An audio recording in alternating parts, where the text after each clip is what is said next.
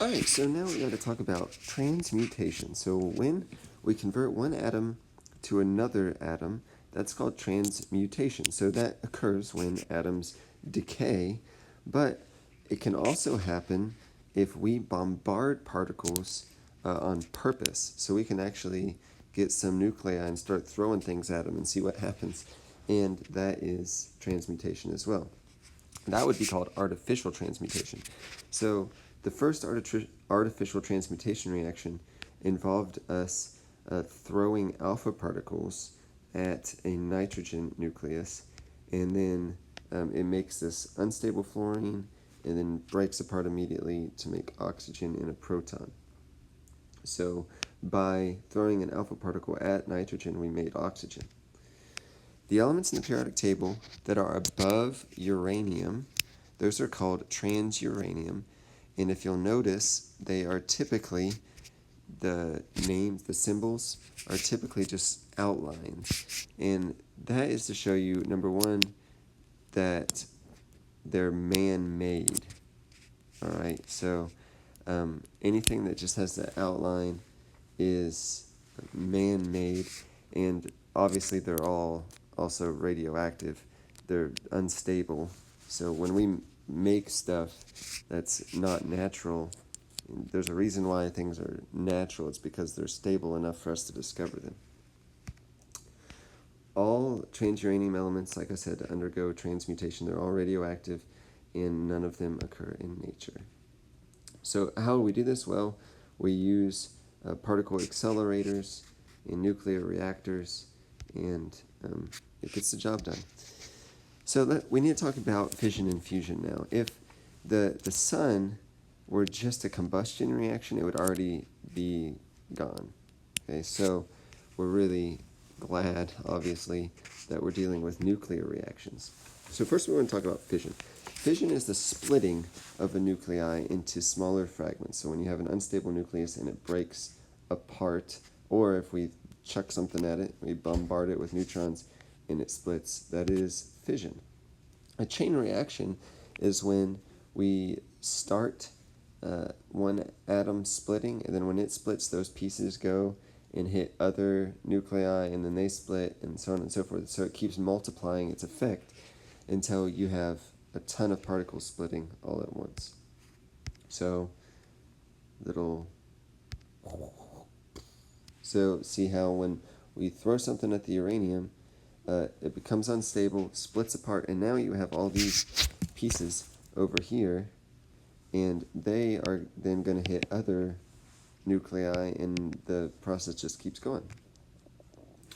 So how do we use this? Well, we use nuclear fission to run nuclear power plants. It uses controlled fission. Obviously, uncontrolled fission is very dangerous, but we control it, and then essentially the energy created by that fission we use to heat some water, and then we use that hot water to then create electricity.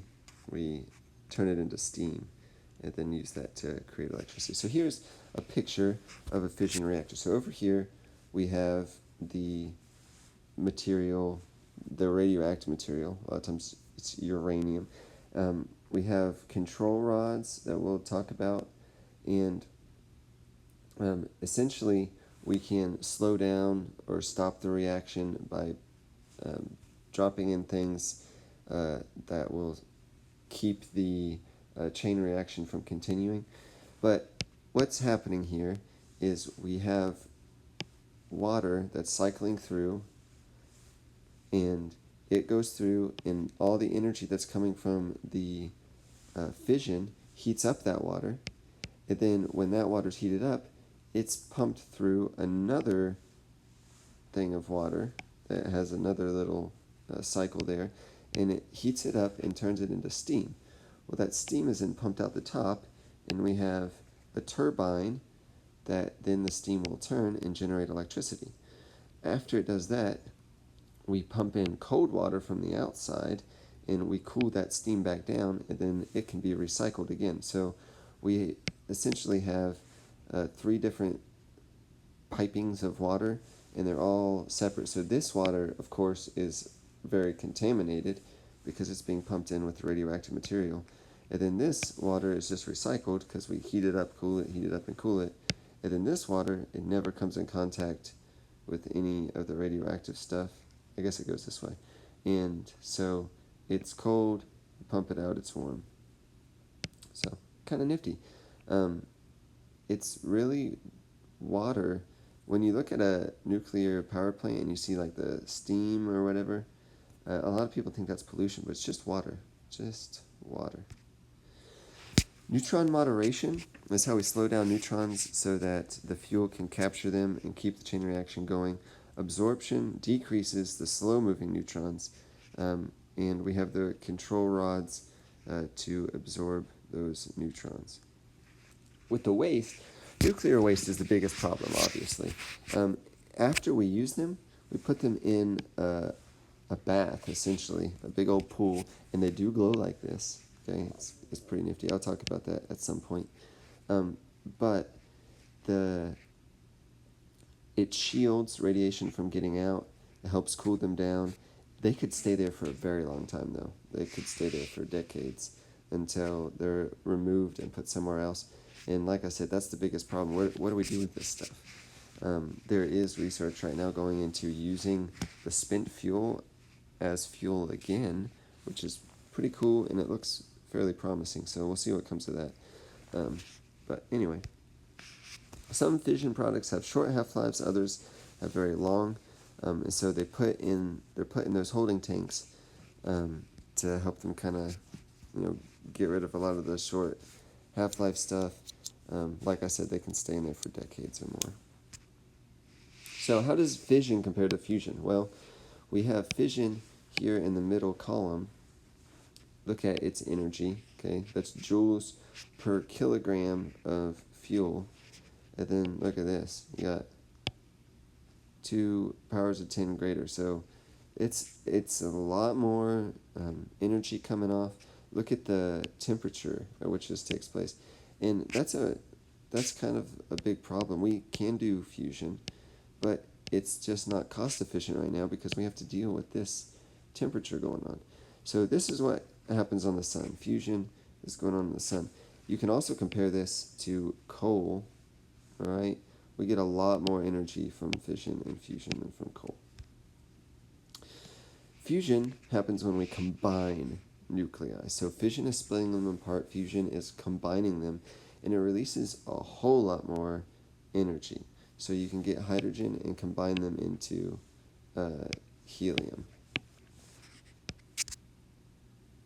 Fusion reactions release a whole lot more energy. I already talked about that.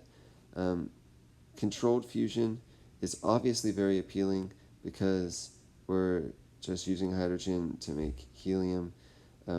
We can get that, and, well, we'll just keep going. The problem is getting the high temperature because it's not cost efficient, okay? It's very, very hot. It's not cost efficient for us to do it right now. So low mass nuclei in stellar fusion,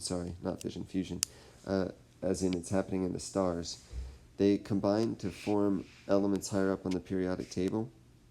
And that's what gives the energy for the stars. Iron is the largest element that can be made by fusion, and other elements come from cosmic ray supernova and larger stars.